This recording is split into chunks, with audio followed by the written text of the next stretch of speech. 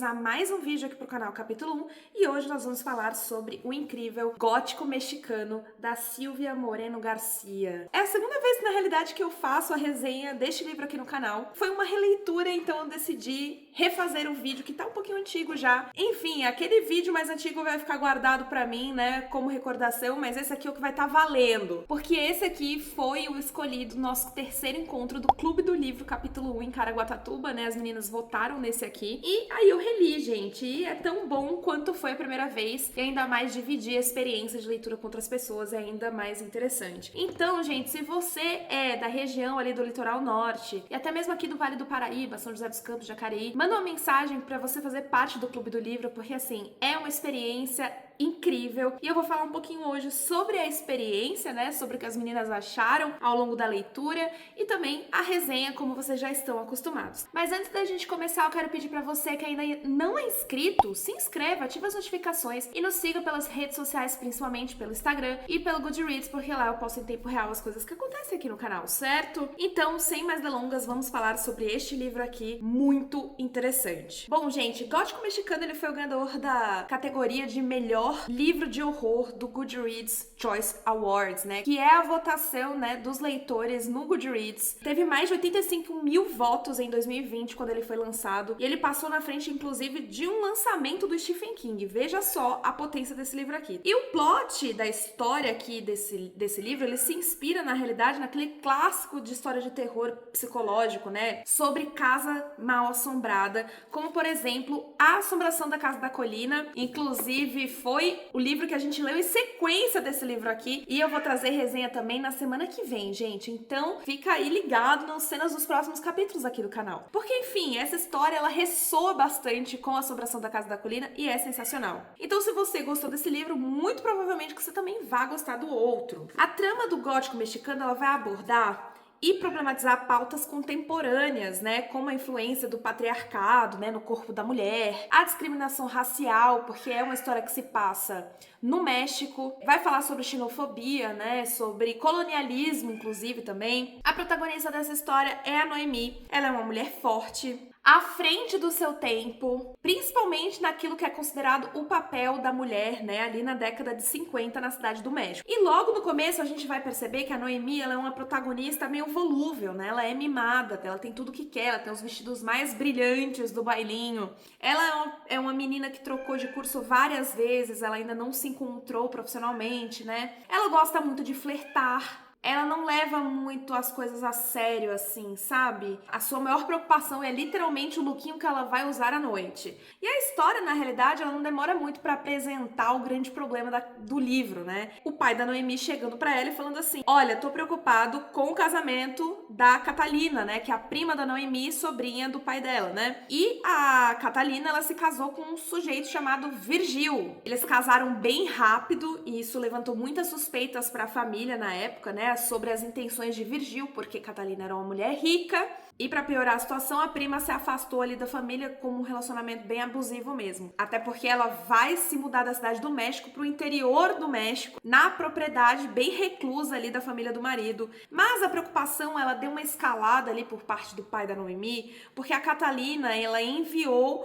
uma carta, né, pro tio dizendo que a família do marido e o marido a estavam envenenando. Mas eu acho que na medida aqui da situação, a preocupação do pai, né, da Noemi está relacionada com o escândalo envolvendo o divórcio, não necessariamente a Catalina estar sendo envenenada. Não tá preocupado com a saúde física e emocional da Catalina, não. Mas a Noemi vai ficar preocupada e ele, numa barganha com o pai, ela decide ir até o interior, né, atrás da sua prima pra ver como que tá a situação. Se é uma questão de briga entre casais, né, ou é realmente uma preocupação séria. E essa barganha é interessante porque a Noemi quer ir para a Universidade Nacional do México, ela estuda, nesse momento aqui do início do livro, uma faculdade para meninas. E para isso ela decide que ela vai lá ajudar o pai, né, a descobrir o que tá acontecendo com a Catalina, e ela vai rumo a essa cidadezinha do interior que chama El Triunfo. Quando quando Noemi chega na casa dos Doyle, né, que é a família do Virgil, ela tem uma baita impressão super negativa, principalmente sobre a casa, sobre a família, sobre o jeito deles, enfim.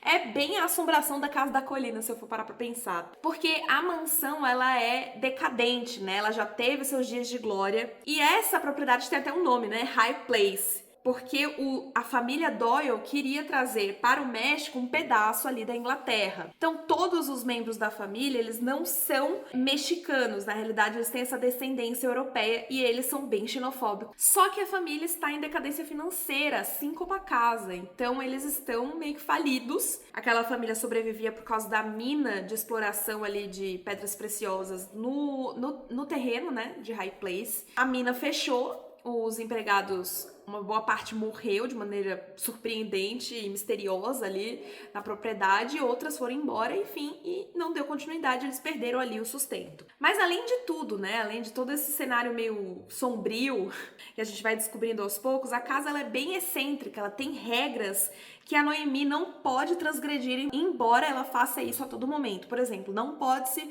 fumar dentro da casa. A primeira coisa que ela faz é entrar na casa e acender um cigarro. E aí, quando a Noemi chega lá, ela tenta conversar com a prima, né, pra saber ali o que tá acontecendo, só que ela é sempre impedida pela tia do Virgil, né? A família inteira tá com o discurso de que a Catalina, na realidade, tem tuberculose. Mas a Catalina, ela tá num momento da vida dela aqui nesse livro, que ela tá meio que desassociando da realidade. Ela não parece que tá sintonizada na mesma frequência, sabe? Que a Noemi e as outras pessoas da família, enfim.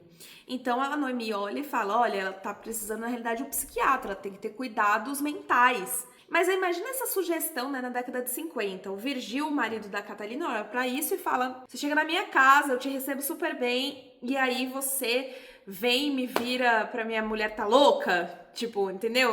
É a década de 50. Então, quando a Noemi finalmente consegue ali ter um momento a sós com a Catalina diz pra ela que as paredes estão falando com ela. E que a Noemi eventualmente vai ver esses fantasmas que rondam a casa mais cedo ou mais tarde. A Catalina já chega falando isso pra ela. Então, como eu falei, a Noemi acha que a Catalina tá tendo um surto psicológico, né? Até porque, como assim, fantasmas e a casa está falando comigo? Só que ela, ao mesmo tempo, sente que algo de errado está acontecendo naquela casa. Porque a casa inteira parece estar mofada, cheia de fungos pela parede, pelo teto, no banheiro, enfim, é um lugar em decadência e mofando. E essa é a parte mais interessante desse livro aqui. As meninas do Clube do Livro também falaram isso, porque é um elemento gótico com elementos propriamente regionais. É muito divertido ler essa parte. E esses elementos góticos, né, que é um gênero da literatura que surgiu no século XVIII, é focado nesse sentimento de terror e suspense, né, em uma atmosfera sombria, em uma mansão isolada, cripta, floresta escura, vilões misteriosos. Então, tudo isso aqui tem em um gótico mexicano. Mas não só isso, né? Ao longo da leitura, a gente vai saber também, por exemplo, que naquela casa houve um assassinato.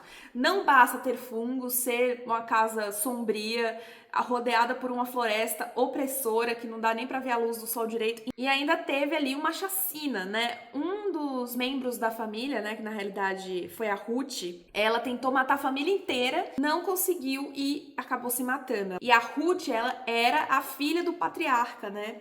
Inclusive, o patriarca é o pai do Virgil, o marido da Catalina. Esse patriarca se chama Howard, ele é extremamente importante para a história e ele é descrito, né, como um bom romance gótico, como um velho decrépito. E é bem nojento, tá? Aqui os momentos que esse personagem aparece. Mas uma coisa é fato, acho que a coisa mais sombria e perturbadora dele não é nem tanto a parte fantástica aqui da história, porque sim, temos aqui, mas a xenofobia. Ele é bem nojento nessas questões de não confiar em mexicanos, de trazer terra da Inglaterra, sabe, para os solos de High Place, porque só assim que prestaria o lugar. Só que de tempos em tempos, todas as pessoas de fora da família chegavam em High Place e morriam. E não demorou muito muito pra Noemi somar 2 mais 2 e pensar: a Catalina está sofrendo o mesmo mal que matou inúmeras pessoas aqui nessa propriedade. Então a gente tem que tirar ela daqui, ó. A vida dela corre perigo assim como a dela.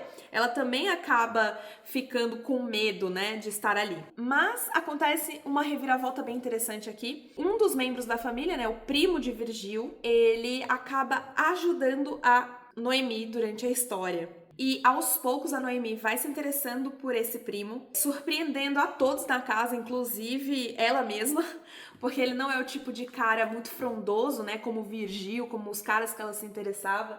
Ele é descrito como um magrelo, muito alto e gentil, assim. Talvez ela esteja ali no momento bem frágil que ela comece a achar esse rapaz interessante. Mas isso é muito importante pro plot do livro. No final vou dar spoilers, tá? E as discussões que a gente teve no clube, porque foram várias.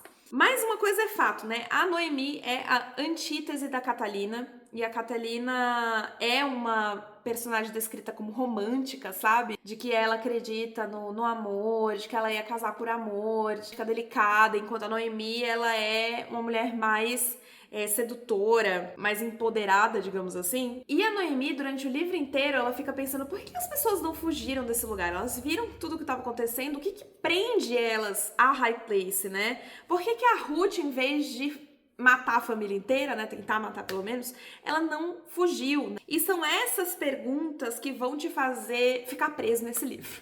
Então, a partir daqui, gente, eu darei spoilers e esse é o tipo de livro que eu acho que perde um pouco quando você sabe o que acontece, porque é legal a expectativa que ele cria. Ele é um suspensezinho, suspense psicológico, então se você ainda não leu, volte aqui depois, mas saiba que esse livro é incrível. Mas vamos lá, parte com spoiler. A grande questão, né, de High Place é que aqueles fungos, né, que eu citei, é a parte fantástica da história, porque eles são, tipo assim, os fungos de The Last of Us, sabe? Eles afetam ali o cérebro das pessoas que estão na residência, porque a partir do momento que você entra em High Place, você começa a inalar, né, os poros que ele solta, e ele é controlado pelo Howard, né, o patriarca, que meio que faz uma grande teia que se conecta entre os membros da família, que se autoalimenta, enfim. E o Howard, ele só vai transferindo a mente dele pro seu sucessor, né, dentro da sua família ali. Só que eles não estão conseguindo engravidar o Virgil e a Catalina, né? A gente vai entender depois que ela não quer ter o filho, né? Porque ela já entendeu o que estava acontecendo ali, por isso que ela mandou a mensagem. E aí, o louco é que demora muito pra Noemi sacar o que tá acontecendo, sabe? E ali rola também uma situação de quem vai assumir o trono, porque ninguém quer ceder a sua mente pro Howard vir e te usar como um invólucro, né? Sei lá. Então, o Virgil, que é um vilão, e eu acho que é um dos vilões mais legais, assim, um dos personagens e vilões mais legais que eu li esse ano. Inclusive, na tag do 50% eu votei nele como o meu personagem favorito, porque ele é um vilão que ele é tão cafona, mas ele vende que ele faria isso. A coisa toda era fazer com que a Noemi sacasse que o problema era o Howard, pra que ela matasse, sei lá, conseguisse se desvencilhar, só que era tudo uma tentativa de fazer com que a Noemi fizesse isso para que o Virgil tomasse o lugar do Howard. Entendeu? Porque os membros da família não podem fazer mal ao patriarca, por isso que eles não conseguem fugir, por isso que a Ruth tentou matar e não conseguiu, porque eles não conseguem fazer mal um pro outro. Então, o Virgil meio que permite que a situação toda aconteça. Enfim, muita loucura, não é mesmo? Só que sabe o que é mais interessante? Sabe o Francis? Isso foi uma coisa da reflexão do Clube do Livro, né? A gente chegou na conclusão, porque no fim elas conseguem fugir, né? Consegue a Noemi com a Catalina, só que quem ajuda o Francis, ele também se desvincula e consegue sair da propriedade, porque a grande parada é que se eles ficam muito tempo longe, o vício, a necessidade ali do fungo, pros familiares, né, vão enfraquecendo eles, vão ficando doentes, entendeu? Então tinha que matar o Howard, só que ninguém conseguiria sendo membro da família, tinha que ser alguém de fora. E aí, eu acho que o Francis também foi como o Virgil, só que ele tem uma personalidade mais mastermind, sabe? Ele tentou ali pelos meios de fazer ali com que a Noemi confiasse nele pra ele fugir. Enfim, e no final, ele se vê livre, né, de High Place, na cidadezinha de El Triunfo, né, porque a propriedade fica nas montanhas dessa cidadezinha. Ele consegue sair da casa, eles estão num quarto de hotel e ele tá com a Noemi, dormindo com ela, né? Gente, é muita loucura. Bom, esse é um livro que eu dei 5 estrelas na minha releitura, de novo, né, porque eu já tinha amado esse livro, mas tem alguns problemas de enredo nessa história, porque a autora aqui, ela usa a figura de uma curandeira, né, que chama Marta, pra fazer com que o roteiro, ele ande. Só que eu acho que isso é uma forma preguiçosa. Porque essa mulher, né, meio que a pessoa que vai contar pra Noemi tudo que aconteceu em High Place, né? Uma testemunha ocular. Só que como ela sabe de tantos detalhes que só aconteceram com os membros da família? Tipo, como ela sabe tudo isso? Ela não sabe exatamente como acontece, né? Mas sabe que algo de estranho acontece lá. E é ela que vai dando essas pistas. E ela descobre, né, essa Marta, a curandeira, porque a Catalina fala assim pra ela, olha, vai lá na cidade e pega um remédio pra mim que eu já tô tomando. E o que me surpreende é, a Noemi já achava que a Catalina estava em surto. Por que ela ouviu dessa pessoa que era pra pegar alguma coisa de medicamento pra ela, né? E ainda assim ela vai. Então acho que é um recurso meio preguiçoso, meio furado, assim. Não achei que funcionou muito pra mim. É um Deus Ex Machina. Mas é isso, gente. Essa foi minha resenha com comentários e spoilers de O Gótico Mexicano. Baita indicação, as meninas amaram. E é isso. Fica aí o convite se você quiser participar do Clube do Livro e é daqui da região, Vale do Paraíba, Litoral Norte de São Paulo. Conto com vocês nas cenas dos próximos capítulos. Um grande beijo e tchau!